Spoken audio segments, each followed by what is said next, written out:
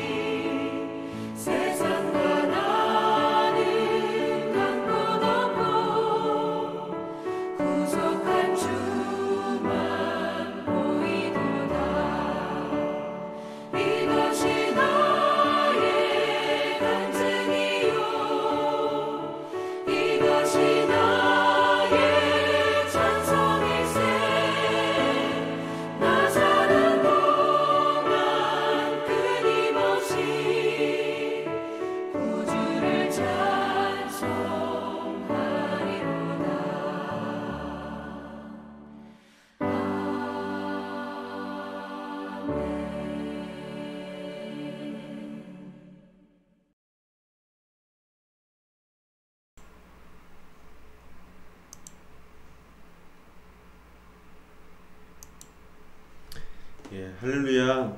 오늘 함께 또 말씀 나누도록 하겠습니다. 오늘 함께 나눌 말씀은 이사야서 24장 1절에서 13절까지 말씀입니다.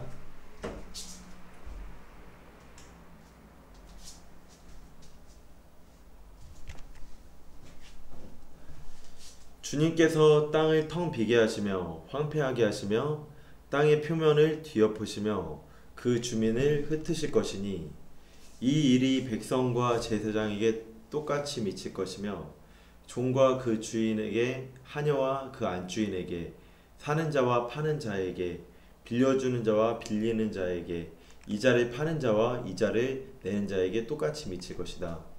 땅이 완전히 텅 비어 완전히 황무하게 될 것이다. 주님께서 그렇게 된다고 선언하셨기 때문이다.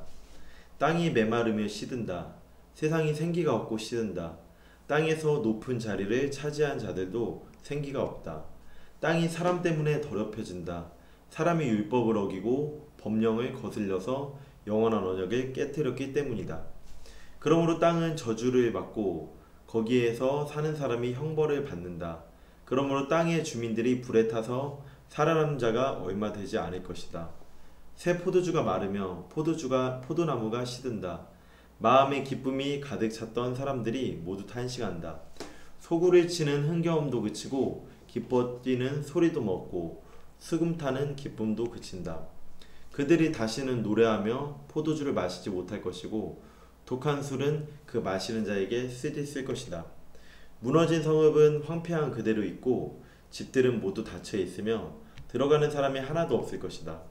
거리에서는 포도주를 찾아 아우성을 치고 모든 기쁨은 슬픔으로 바뀌고 땅에서는 즐거움이 사라진다. 성읍은 폐허가 된 채로 버려져 있고 성문은 파괴되어 조각난다.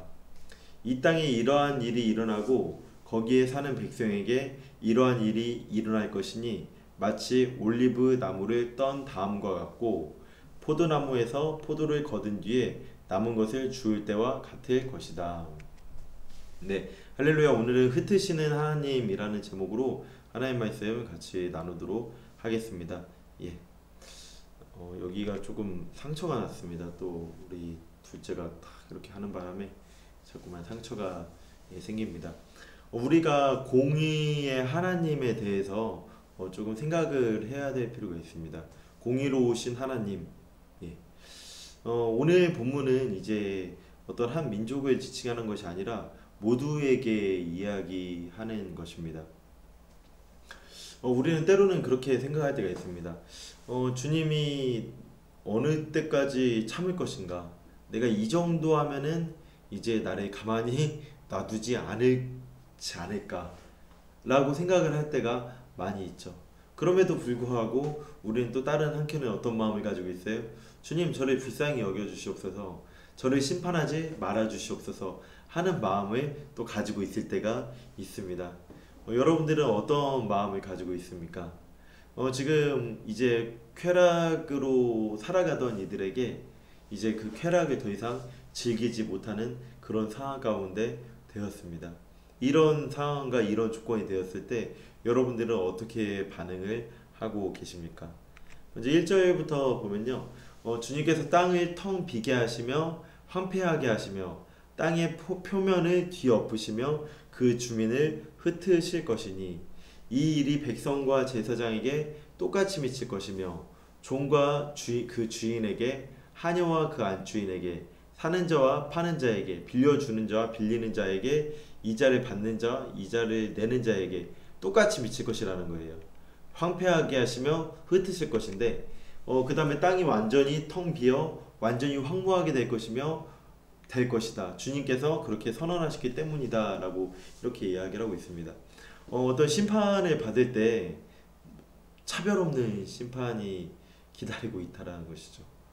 어떤 차별을 해서 흩으시고 그렇게 하시는 것이 아니라 그 누구에게나 동일하게 심판을 하신다라는 거죠. 주님께서는 여러 번 심판을 하셨습니다. 특별히 노아를 통해서 정말로 물을 통해서 심판을 하시기도 하셨고, 심판까지는 아니지만 또한 그 바벨탑을 쌓았을 때 주님께서 언어를 흩으셨다라고 이렇게 이야기를 하고 있습니다.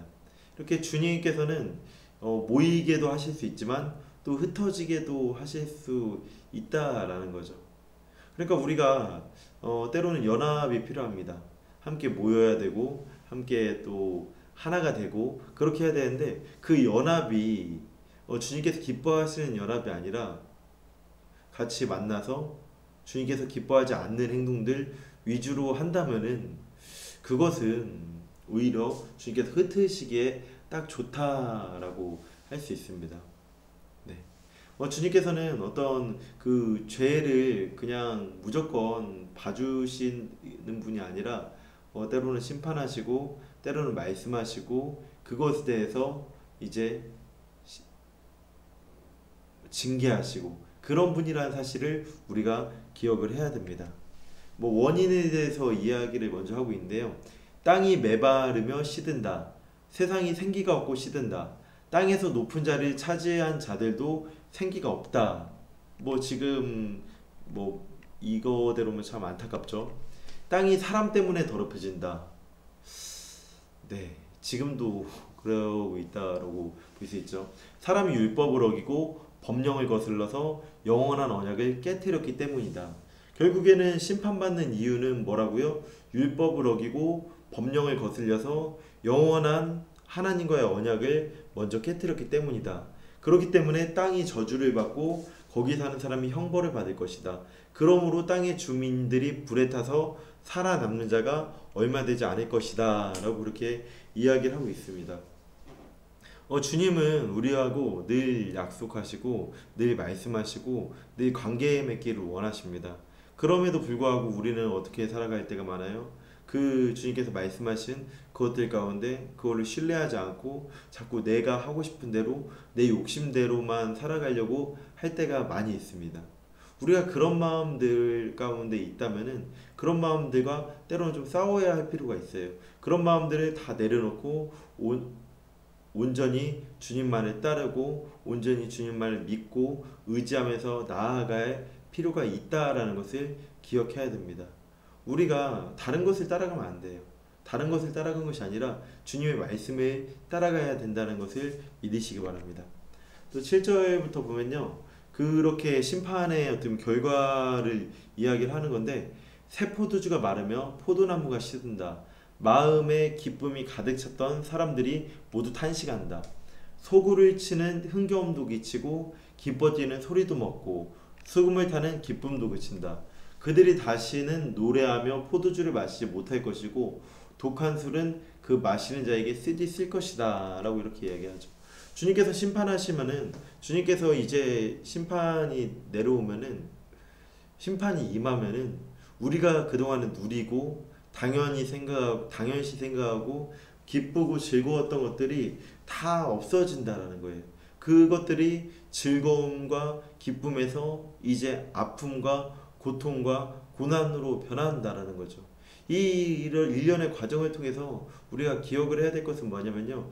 주님께서 우리의 삶을 보고 그냥 바로 심판하지 않는 것에 대해서 감사할 필요가 있다라는 거예요. 주님은 우리의 연약함과 우리의 부족함을 이해해 주실 때도 있긴 하겠지만 그것들 가운데 마음 아파하고 쓰라리게 생각을 하고 있다라는 거죠. 그 이유는 우리를 미워해서 우리를 저주해서 우리를 어떻게 핍박하려고 하는 것이 아니라 항상 제가 말씀을 자주 드리는 게 우리가 어떤 하다못해 강아지를 키운다고 하더라도 그 강아지가 자꾸 똥을 먹고 똥밭에서 굴르고 그렇게 한다고 했을 때 참 얼른 씻겨주고 싶다라는 거죠.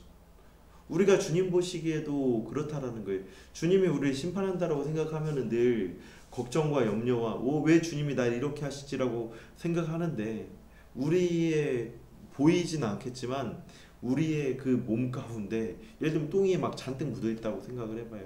그럴 때 주님이 그것들을 그냥 그래 괜찮다 이렇게 하시기가 참 애매하고 어렵다라는 것을 기억을 해야 됩니다.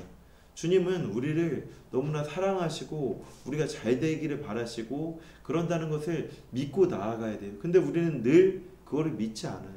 늘 그것을 신뢰하지 않아요. 에이 주님이 뭘 그렇게 하겠어. 에이 주님이 무슨 그렇게까지 하시겠어 라고만 생각하고 여전히 신뢰하지 않고 자꾸만 주님과 어떻게 해요? 대척점에 이렇게 서 있을 때가 많이 있다라는 거예요. 주님이 이렇게 이야기하면은 막 그냥 그렇잖아요. 우리가 정말로 나를 사랑하는 사람이 이야기하면 그래도 듣는데 이게 내가 이미 주님 앞에 반감을 가지고 있으면 아무리 좋은 이야기를 해도 듣질 않는 거예요. 그냥 내가 내 좋을 대로만 해석하고 그렇게 하려고만 하고 만다는 거예요. 하지만 우리가 기억해야 될 것은 뭐냐면요. 주님께 편견을 갖는 그런 신앙이 아니라 주님을 더욱더 의지하고 주님을 붙드는 그런 신앙으로서 우리가 살아가야 된다는 사실을 기억을 해야 됩니다. 네. 오늘은 이쯤에서 원래 회복의 말씀이 나와야 되는데 그런 말씀이 없어요. 무너진 성읍은 황폐한 그대로 있고 집들은 모두 닫혀 있으며 들어가는 사람이 하나도 없을 것이다. 거리에는 포도주를 찾아 아우성을 치고 모든 기쁨은 슬픔으로 바뀌고 땅에서는 즐거움이 사라진다. 성읍은 폐허가 된 채로 버려져 있고 성문은 파괴되어 조각난다. 이 땅에 이러한 일이 일어나고 거기에 사는 백성에게 이러한 일이 일어날 것이니 마치 올리브나무 떤 다음과 같고 포도나무에서 포도를 거둔 뒤에 남은 것을 주울 때와 같을 것이다 라고 이렇게 이야기를 하면서 말씀을 마무리하고 있습니다. 우리들은 어떠합니까? 우리들은 지금 심판받기에 딱 좋은 삶을 살고 계십니까? 아니면은 뭐 정말로 심판 없이도 살아갈 만큼 행복한 삶을 살아가고 계십니까? 주님이 우리에게 바라시는 것은 심판을 내리길 바라는 것이 아니라 우리가 예수 그리스도를 온전히 믿고 따르기를 바란다는 것이죠. 우리가 주님 앞에 다듬어져야 될 부분들이 많이 있습니다. 우리가 말씀으로 주님 앞에 깨쳐져야 될 부분들이 많이 있습니다. 내가 추구하는 어떤 욕망을 쫓는 그 가치들을 내려놓고 오직 예수님의 그 십자가를 의지해서 그 십자가를 붙들고 이렇게 나아가는 그런 마음이 필요합니다. 오늘 하루도 정말로 주님의 말씀 앞에서 공의로우신 하나님 앞에서 아 그렇구나 주님이 이런 분이구나 라는 것을 더욱더 느끼고 그럼 나는 어떻게 주님께 영광 돌리고 주님의 기쁨이 될까를 고민하면서 나아가시는 여러분들 되시기를 간절히 바라고 소망합니다. 우리 함께 주기도문 드리시겠습니다. 하늘에 계신 우리 아버지, 아버지 이름을 거룩하게 하시며 아버지의 나라가 오게 하시며 아버지의 뜻이 하늘에서와 같이 땅에서도 이루어지게 하소서. 오늘 우리에게 일용할 양식을 주시고 우리가 우리에게 잘못한 사람을 용서해 준 것 같이 우리 죄를 용서해 주시고 우리를 시험에 빠지지 않게 하시고 악에서 구하소서. 나라와 권능과 영광이 영원히 아버지의 것입니다. 아멘. 우리 오늘도 함께 기도로 주님 앞에 나아가도록 하겠습니다.